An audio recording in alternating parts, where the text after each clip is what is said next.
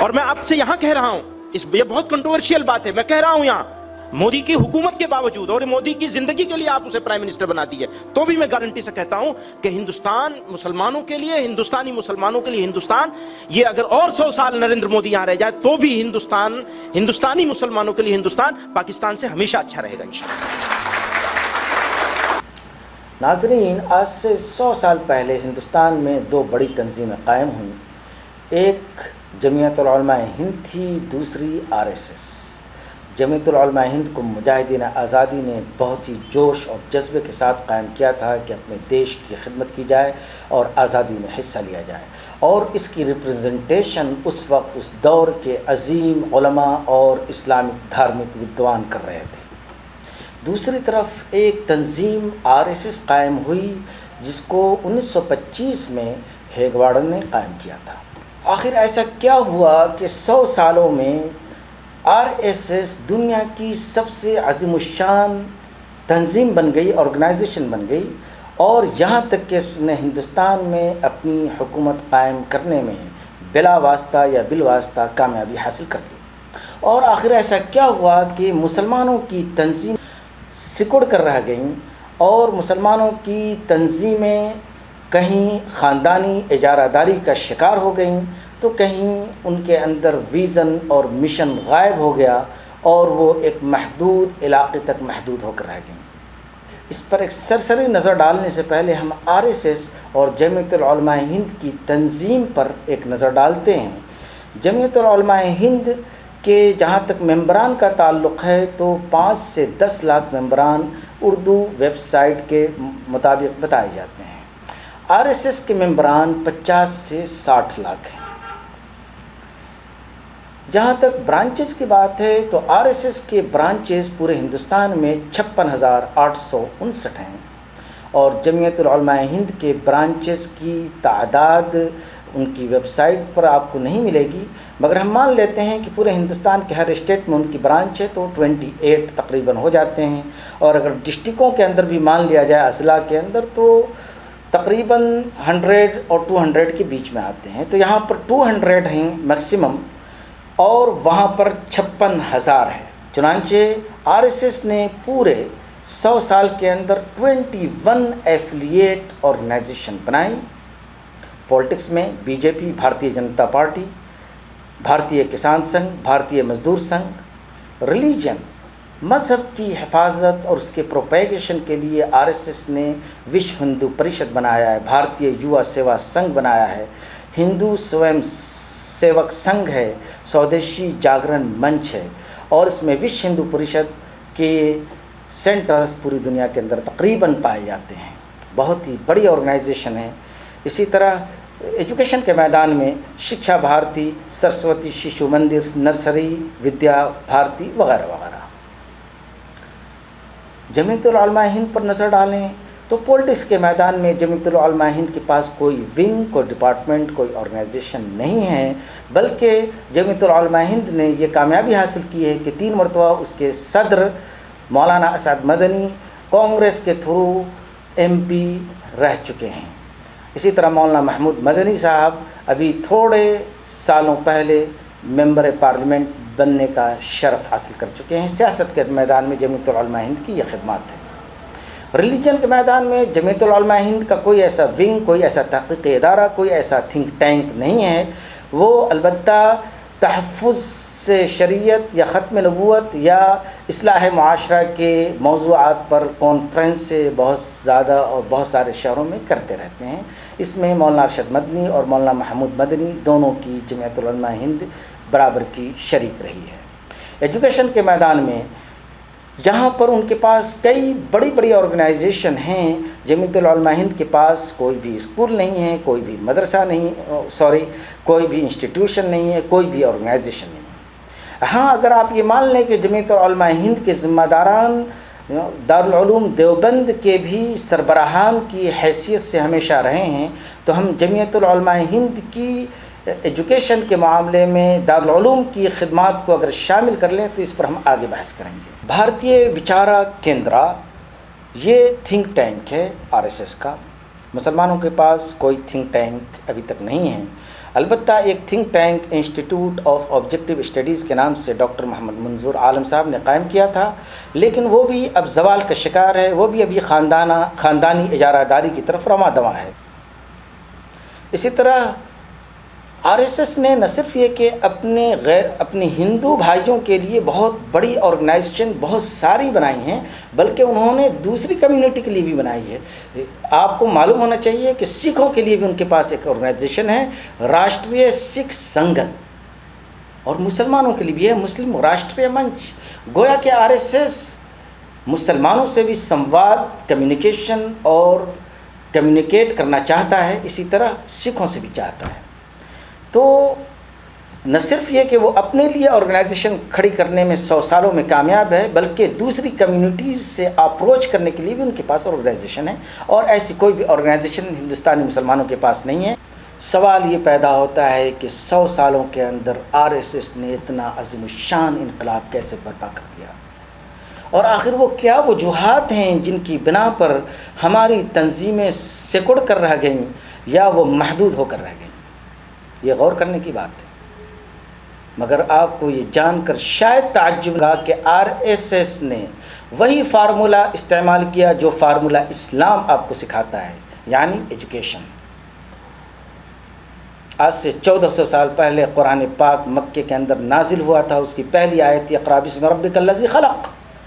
مسلمانوں نے جب اس پر عمل کیا، ایجوکیشن کو پرائرٹی دی، دینی عصری، یہ دین کی تعلیم ہے، یہ دنیا کی تعلیم۔ دنیا کی آدھی آبادی پر مسلمانوں کی حکومت قائم تھی، دنیا کی آدھی آبادی پر مسلمانوں کا پرچم لہرا رہا تھا۔ Same funda R S S نے اپنایا۔ ودیا بھارتی نام کی آرگنائزیشن جو چلتی ہے، وہ آرگنائزیشن پورے ہندوستان میں اسکولوں کا جال بچھانے کے لیے آر ایس ایس کا کام کرتی ہے۔ چنانچہ 1990 میں 5000 اسکول، 2003 میں 14000 اسکول، جس کے اندر 10,70,000 بچے پڑھتے تھے، اور یہ بڑھ کر کے 2018 میں 24,396 اسکول ہو گئے، جس کے اندر 93,000 ٹیچرز پڑھاتے ہیں۔ اور جانتے ہیں کہ کتنے اسٹوڈنٹس پڑھتے ہیں اس میں؟ 4.5 کروڑ، 45 ملین اسٹوڈنٹس، 4.5 کروڑ۔ آپ مان لیں کہ یہ انفارمیشن غلط ہے، 4.5 کروڑ نہیں 2 کروڑ پڑھتے ہوں گے، 2 کروڑ نہیں 1 کروڑ تو پڑھتے ہی ہیں۔ 1 کروڑ آر ایس ایس کے اسکولوں میں پورے ہندوستان میں بچے پڑھ کر کے وہ کہاں جاتے ہیں؟ آئیے دیکھتے ہیں۔ آر ایس ایس کے اسکولوں سے نکلنے والے سارے بچے، کوئی آئی ایس بنتا ہے، کوئی آفیسر بنتا ہے، کوئی منسٹر بنتا ہے، کوئی چیف منسٹر بنتا ہے، کوئی وکیل بنتا ہے، کوئی جج بنتا ہے، یعنی کہ حکومت کے تمام شعبوں کے اندر ان 50 سالوں میں آر ایس ایس کے اسکول سے پڑھے ہوئے بچے ابھی موجود ہیں، جو آر ایس ایس کے نظریات کے نہ صرف حامی ہیں بلکہ ان کو آر ایس ایس سے محبت ہے۔ اور آر ایس ایس سے محبت کیوں نہ ہو؟ جب آپ اپنے مدرسے سے نکلتے ہیں، قاسمی کہلاتے ہیں، اور آپ اپنے مادر علمی کے لیے بہت ہی محبت کے گیت گاتے ہیں، آپ ندوی کہلاتے ہیں، آپ عمری کہلاتے ہیں، آپ تیمی کہلاتے ہیں، آپ رحمانی کہلاتے ہیں۔ اگر کوئی آر ایس ایس کا بچہ آر ایس ایس کے اسکول میں پڑھ کر کے نکلتا ہے تو وہ آر ایس ایس کے نظریات کا حامی کیوں نہ ہو؟ کیوں نہ اس کو اپنے نظریات سے محبت ہو؟ آپ کو اپنے دین سے محبت ہے، ان کو اپنے دین سے محبت نہیں ہونی چاہیے؟ اس پر تو میں بحث نہیں کرنا چاہتا، مگر جب آدمی کسی اسکول میں پڑھتا ہے تو جس اسکول نے اس کو تعلیم دی، اس کو ایجوکیشن دی اور اس کو اپنے پاؤں پر کھڑا کر دیا، اس اسکول سے محبت اور اس اسکول سے قائم کرنے والے سے محبت یہ لازمی اور فطری ہے۔ چنانچہ آر ایس ایس نے پچھلے 100 سالوں میں اپنی تمام ایفیلیٹڈ آرگنائزیشن کے ذریعہ اور اپنے تمام اسکولوں کے ذریعہ جو پروڈکٹ پیدا کیا، یہ دیکھتے ہیں۔ President, prime minister, home minister, other ministers, chief ministers, ججز، I S, I P S officers, election commission کی آفیسز، سی بی آئی کے آفیسز، پولیس، آرمی۔ گویا کہ ہندوستان کی حکومت کا ایک بھی شعبہ نہیں جس کے اندر آر ایس ایس کے اسکولوں سے پڑھے ہوئے بچے یا آر ایس ایس کی آرگنائزیشن سے نکلے ہوئے لوگ موجود نہ ہوں۔ اب آئیے جمعیت علماء ہند کو دیکھتے ہیں کہ جمعیت العلماء ہند کی کیا کارکردگی رہی ہے۔ جہاں تک جمعیت العلماء ہند کی تعلیمی خدمات کا تعلق ہے دارالعلوم دیوبند کو اگر مان لیا جائے کہ جمعیت العلماء ہند کے سربراہان کے تحت آتی ہے، تو دارالعلوم دیوبند نے کیا پیدا کیا اور RSS کے اسکولوں نے کیا پیدا کیا، مقارنہ کر لیں۔ RSS کے اسکولوں نے president, prime minister, home minister, ministers, chief minister, ججز، IAS officer, election commission officer وغیرہ وغیرہ، پولیس اور آرمی میں اپنے آدمی بھیج دیے۔ ہم نے بھی پیدا کیا، جمعیت العلماء ہند نے مدرسوں کے ٹیچرز پیدا کیے، امام پیدا کیے، مؤذن پیدا کیے، پیدائش کے وقت اذان کانوں میں دینے والے اور مرنے کے بعد جنازہ پڑھانے والے پیدا کیے، ٹریڈرز پیدا کیے جو فیکٹریوں میں کام کرتے ہیں، بیگ اور کارخانوں میں جو لڑکے کام کرتے ہیں وہ پیدا کیے، اسی طرح ڈیلی ویج ورکر پیدا کیے، اور بھی بہت سارے پروفیشن میں جمعیت العلماء ہند کے ممبران یا تو کام کرتے ہیں یا ان سے منسلک ہیں۔ یہ ہمارے پروڈکٹ تھے۔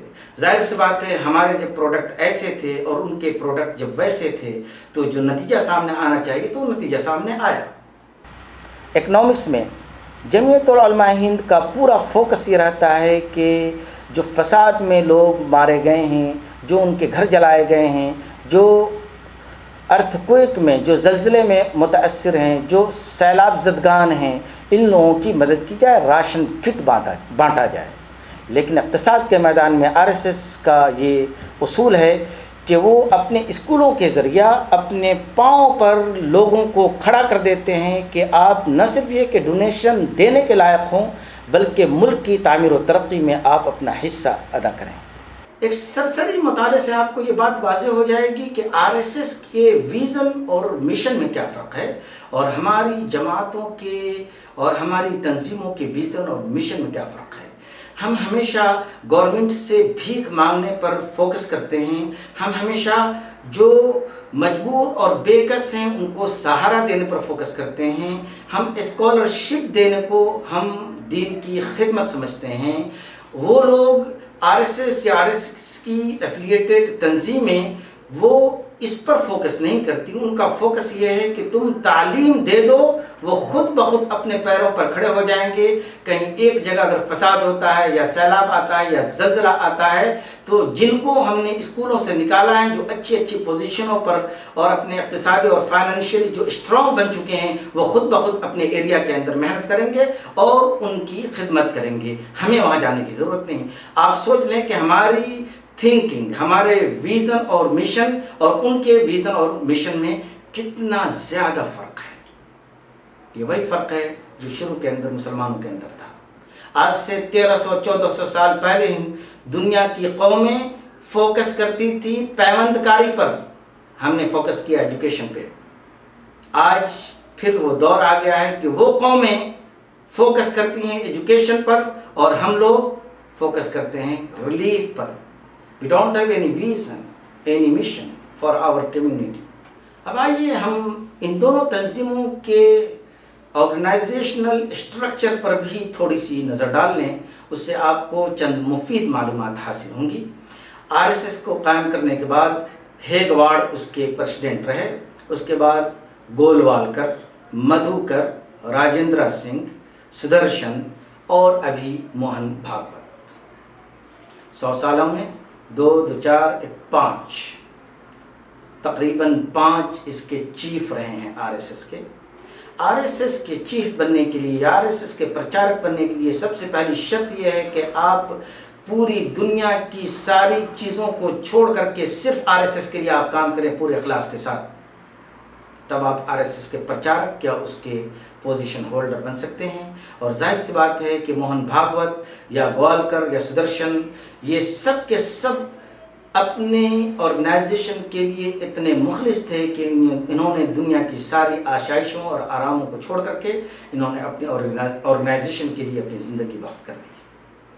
آئیے دیکھتے ہیں جمعیت العلماء ہند فریڈم فائٹرز نے ان کو قائم کیا۔ اس کے بعد میں مولانا حسین احمد مدنی اس کے پریزیڈنٹ بنے اور ان کے پریزیڈنٹ کرنے کے بعد یہ اتنی زبردست وائٹل اور ایکٹیو تنظیم جو مسلمانوں کے لیے بنی تھی ایک خاندان کی اجارہ داری میں قید ہو کر رہ گئی۔ چنانچہ مولانا حسین مدنی کے بعد مولانا اسعد مدنی بنے جو 3 مرتبہ ممبر پارلیمنٹ بننے میں کامیاب رہے، یہ ان کی کامیابی تھی۔